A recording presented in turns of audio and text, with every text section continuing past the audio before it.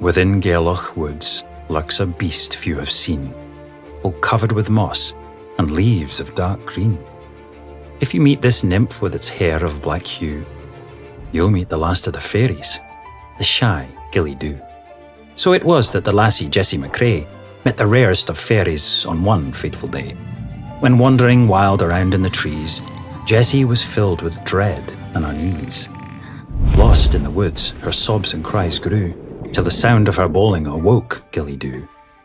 He followed the howls till he spotted the lass, with his wistful eyes that were greener than grass. "Don't be afraid, come rest in my hollow," proclaimed Gille Dubh, easing her sorrow. Then he gave her a deer hewn out of wood, to soothe Jessie's mind and brighten her mood. To help her get home, Gille drew her a map, scratched into a leaf with ink made of sap. And when she returned, her folks felt delight, but scoffed at her tale of the Gille Dubh sprite. Many years passed. Jessie got on with her life, choosing a husband and becoming a wife. But each day she'd say that her tale was all true, of the time she spent with the shy Gille Dubh.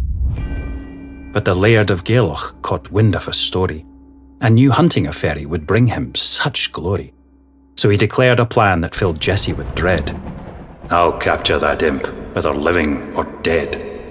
Wrought with great fear and brimming with worry, Jessie resolved to save the last fairy. Deep into the woods she went early morning to find Gille Dubh and deliver her warning. But years had gone by and she no longer knew where to look for her friend, the shy Gille Dubh. With hope in the wind, she plucked from a tree a leaf into which she scratched, "You must flee." Once home, she kept busy by cooking beef stew, while mulling the fate of her poor Gille Dubh. Had the Laird Gairloch shot her imp dead, and mounted his mantle with a fresh fairy head? Afeared for her friend, Jessie ran back to the leaf, only to find it had gone, to her great disbelief. For in place of her warning, something else stood, a beautiful deer that was hewn out of wood. Magic's alive in Gairloch, she thought, and cried tears of joy that her friend was not caught. So that is the tale, whether all myth or all true, of the last of the fairies, the imp, Gille Dubh.